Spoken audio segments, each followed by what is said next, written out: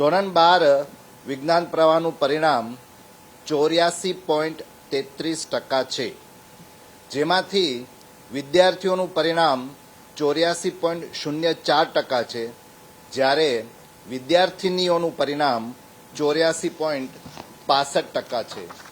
માધ્યમની વાત કરીએ તો ગુજરાતી માધ્યમનું પરિણામ 84.32% છે અને અંગ્રેજી માધ્યમનું પરિણામ 85.13% છે.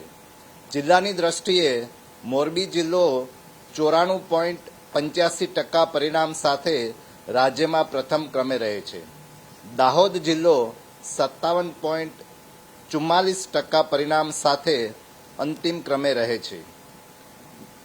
કેન્દ્ર પ્રમાણે કુંભારિયા કેન્દ્ર 98.62% સાથે પ્રથમ ક્રમે છે અને લીંબડી કેન્દ્ર 42.98% પરિણામ સાથે છેલ્લા ક્રમે છે.